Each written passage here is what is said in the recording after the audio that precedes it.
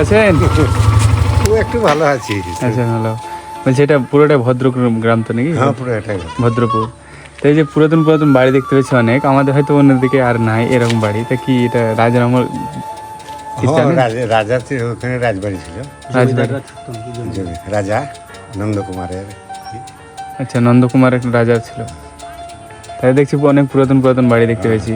ওই ঘরে পুরাতন বাড়ি। আসসালামু আলাইকুম ভাই বোনেরা, আজ আমরা আপনাদের নিয়ে এসেছি এমন একটি গ্রামে যেখানে প্রতিটি রাস্তা, প্রতিটি ইট আর প্রতিটি ভাঙা স্থাপনা যেন অতীতের এক একটি গল্প শোনায়। আমরা এখন আছি পশ্চিমবঙ্গের বীরভূম জেলা নলহাটি থানার ঐতিহ্যবাহী ভদ্রপুর গ্রামে। কথিত আছে একসময় এই গ্রাম ছিল রাজাদের বসবাসের স্থান। আজও এখানে দাঁড়িয়ে রয়েছে পুরনো রাজবাড়ি, বহন করে চলে আসছে অনেক দিনের ঐতিহাসিক স্থাপনা আর শত বছরের স্মৃতি, বহন করে চলা অনেক নিদর্শন। সময়ের সঙ্গে অনেক কিছু বদলে গেলেও এই গ্রামের ঐতিহ্য আজও মানুষের মনে বেঁচে আছে। আজকের ভিডিওতে ঘুরে দেখাবো ভদ্রপুর গ্রামের ইতিহাস, পুরনো রাজবাড়ি, গ্রামের সৌন্দর্য এবং কিছু অজানা তথ্য যা হয়তো আগে কখনো দেখেননি বা শোনেননি। তাহলে চলুন সময় নষ্ট না করে শুরু করি আমাদের আজকের ঐতিহ্যের পথে এই অসাধারণ ভ্রমণ। তো বন্ধুরা, আমরা মাঠের ধার থেকেই শুরু করছি আজকের ভদ্রপুর গ্রামের ভ্রমণ। ঠিক কোন জায়গা থেকে ভদ্রপুর গ্রামের সীমানা শুরু হয়েছে সেটা আমার জানা নেই, তাই এই দিক থেকেই আমরা গ্রামের সৌন্দর্য ও ঐতিহ্য বিশেষ বিশেষ জায়গাগুলো আপনাদের সামনে তুলে ধরার চেষ্টা করব। চলুন শুরু করা যাক আজকের ভদ্রপুর গ্রামের ভ্রমণ।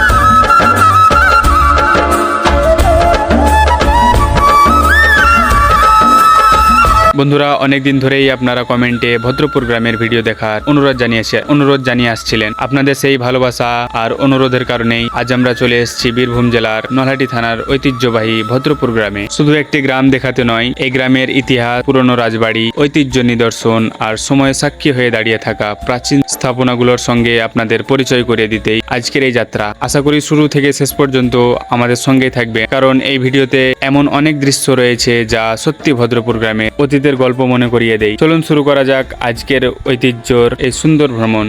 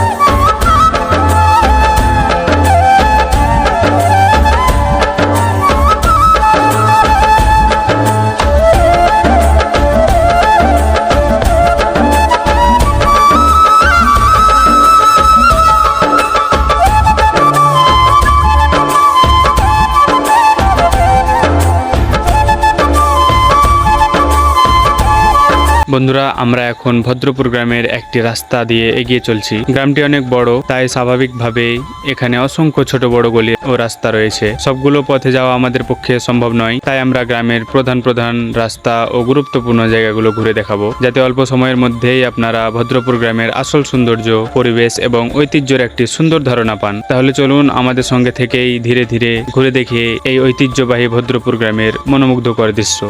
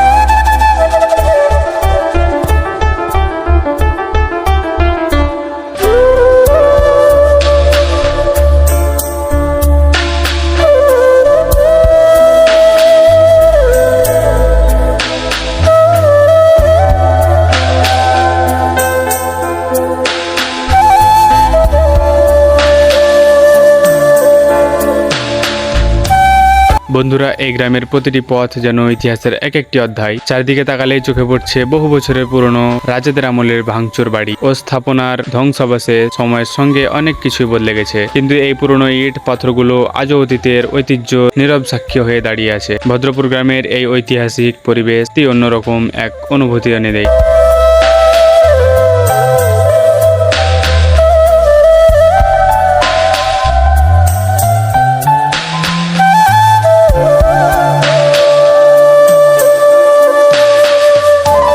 বন্ধুরা, ভদ্রপুর গ্রামের আরেকটি সুন্দর পরিচয় হলো এখানকার মানুষেরা মিলেমিশে থাকার সংস্কৃতি। এই গ্রামে সব জাতির মানুষ দীর্ঘদিন ধরে একসঙ্গে শান্তিতে ও সম্প্রীতি আর পারস্পরিক শ্রদ্ধার সঙ্গে বসবাস করে আসছেন। একে অপরের সুখ দুঃখে পাশে দাঁড়ানো আর সৌহার্দ্যপূর্ণ সম্পর্কই এক গ্রামের সবচেয়ে বড় শান্তি। তাই ভদ্রপুর শুধু একটি ঐতিহ্য আর ইতিহাসের জন্য নয়, মানুষের সুন্দর বন্ধন আর আন্তরিকতার জন্য সবার কাছে বিশেষভাবে পরিচিত।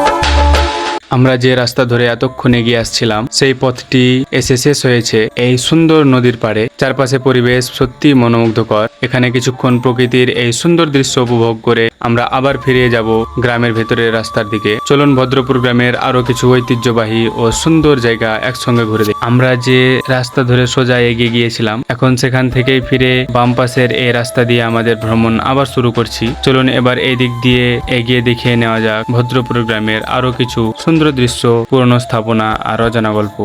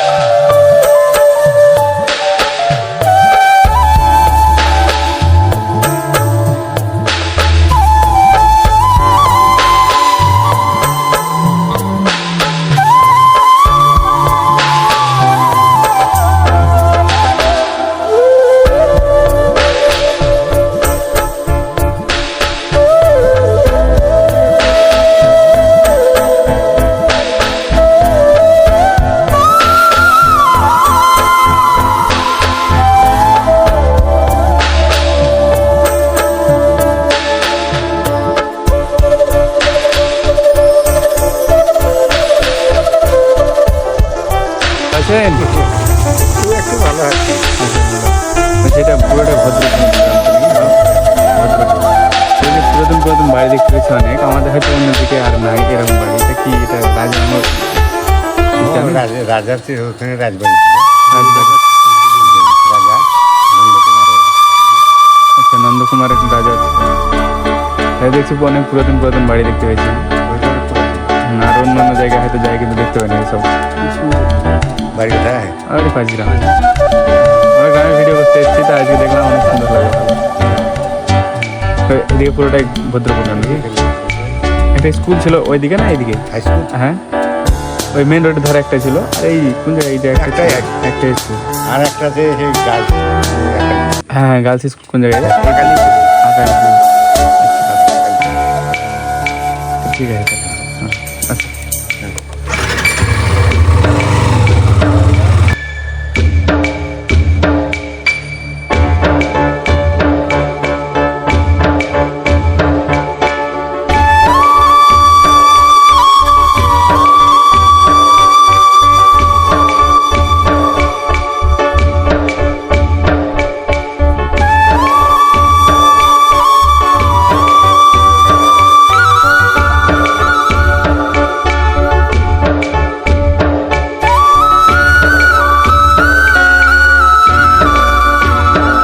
এই পথটাও আমরা ঘুরে শেষ করে ফেলেছি। এখন আমরা প্রকৃতির মনোরম পরিবেশের মাঝে এসে পৌঁছেছি। এখান থেকে আমরা ফিরেজ গ্রামের ভেতর দিকে এগিয়ে যাব এবং চেষ্টা করব ভদ্রপুর গ্রামের আরো সুন্দর কিছু দৃশ্য ও ঐতিহ্যবাহী ও দর্শনীয় স্থান আপনাদের সামনে তুলে ধরতে। চলুন আমাদের সঙ্গে থাকুন।